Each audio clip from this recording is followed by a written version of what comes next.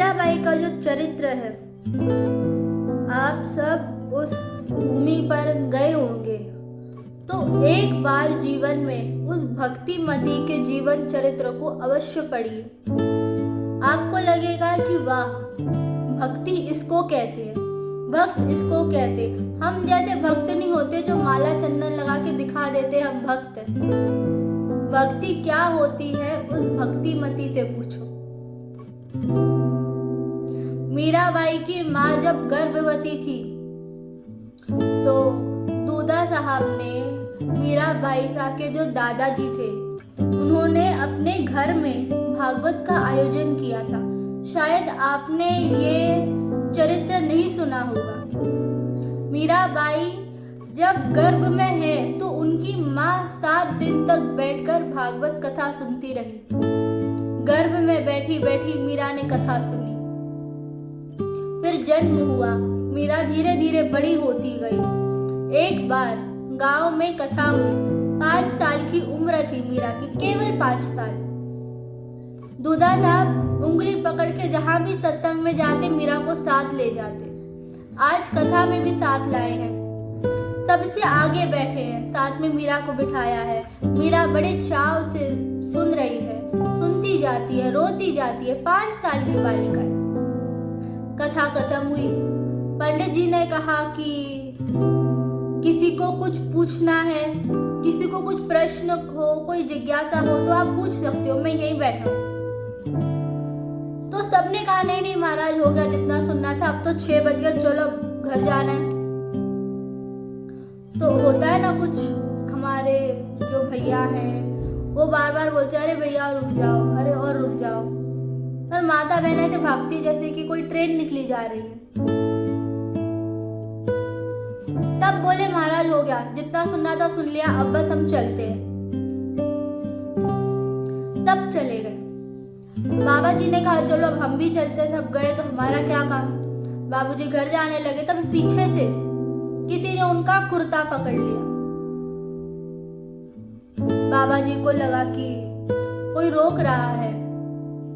पीछे मुड़ के देखा तो एक 5 साल की छोटी सी बालिका कुर्ता पकड़कर खड़ी है। नाम है मीरा। अरे लाली, तू मुझे क्यों रोकती है, क्या काम है तुझे? मीरा जी ने कहा, बाबा मुझे कुछ पूछना है। बाबा बड़ी जोर से हंसे। अच्छा, अचंभा भी हुआ। अरे इतने बड़े बड़े उम्र के लोग जिनके मन में कोई प्रश्न नहीं आया और 5 साल की छोटी सी बच्ची मुझसे कुछ पूछना चाहती है। बाबा को लगा शायद पूछेगी कि बाबा टॉफी दे दो, चॉकलेट दे दो, खिलौना दे दो, गुड्डे गुड़िया दे दो।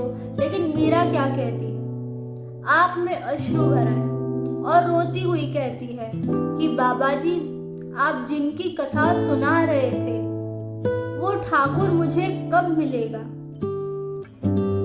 वो घनश्याम मुझे कहाँ मिलेगा?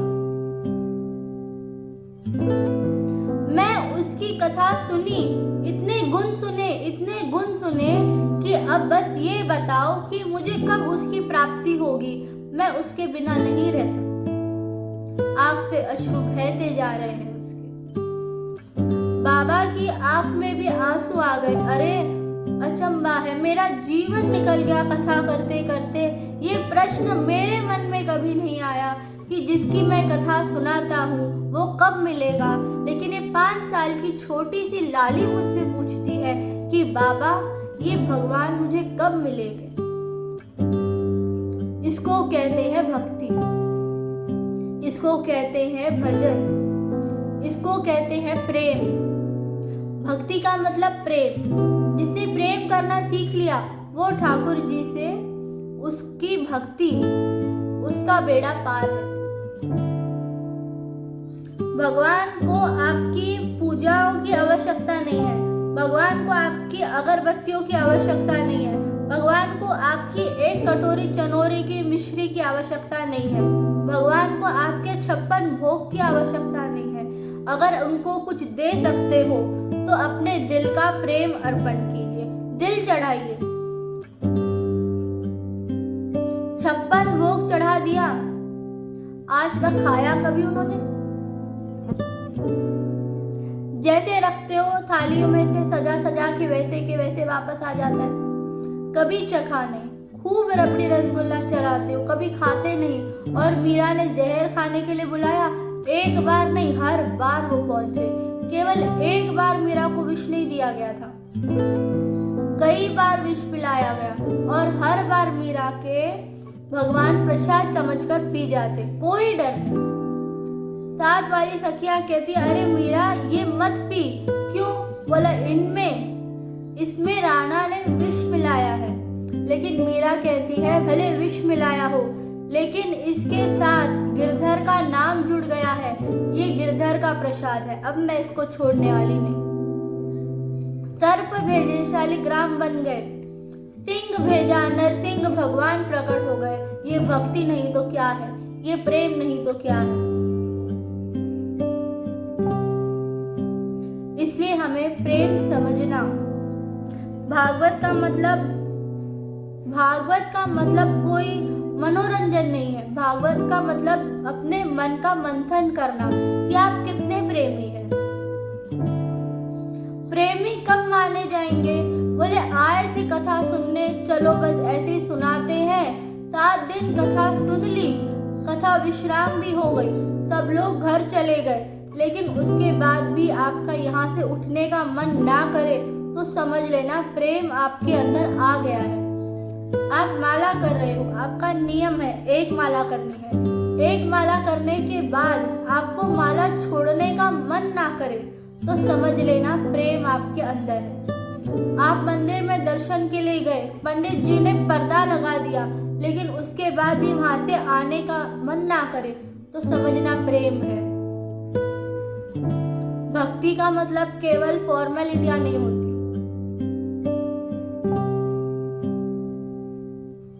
वास्तविक प्रेम करें। नास्तिक बनना बड़ी बात नहीं होती, लेकिन एक सच्चा भक्त बनना बहुत बड़ी बात होती है। हमें भक्त बनना है, हमें प्रेमी बनना है, केवल खेल का जोकर बनकर नहीं रहना। भक्ति को जानिए, प्रेम को जानिए। भागवत का लक्ष्य बस इतना ही है कि आप कथा सुने, तो कथा सुनने के बाद कथा सफल कब मानी जाएगी? बोले जब आप पहले दिन गाली देते हुए घुसे हो, लेकिन 7वें दिन जब आप इस पंडाल को छोड़कर जाएं तो आपके मुख से राधे राधे हरे कृष्ण की आवाज होनी चाहिए। समझना आपने कथा को जिया है। कथा का मतलब केवल भीड़ इकट्ठी करना नहीं है। आजकल के लोग कथा सफल कैसे मानते हैं, कैसे अनुमान लगाते हैं कि जिसका जितना बड़ा टेंट, जिसकी व्यवस्था जितनी बड़ी वही कथा सफल है। कथा सफल भीड़ से नहीं होती। यहाँ 2 आए कि 2 लाख आए, उससे फर्क नहीं पड़ता, लेकिन यहाँ आके कितनों ने अपने हृदय में ठाकुर जी को बसा करके घर लेकर के गए, उस बात से कथा सफल होती है। आपके घर में 7 सदस्य हैं, लेकिन आप कथा सुन करके घर जाएं तो कथा सुनने के बाद आपके घर में 6 सदस्य हो जाने चाहिए। छठवां कौन? ठाकुर जी, बिहारी जी को, बाबा श्याम को, राधा रानी को आप हृदय में लेकर के घर जाएं और माने कि ये हमारे अपने हैं, क्योंकि जहाँ अपनापन होता है वहीं प्रेम होता है। जहाँ अपनापन नहीं होगा, जहाँ रिश्ता नहीं होगा, वहाँ प्रेम नहीं होगा। सड़क पर आपको रास्ते में चलते चलते भले कितने एक्सीडेंट हुए मिल जाए, लेकिन आप रुकोगे नहीं, और रुक भी जाओगे तो आपको दर्द नहीं होगा।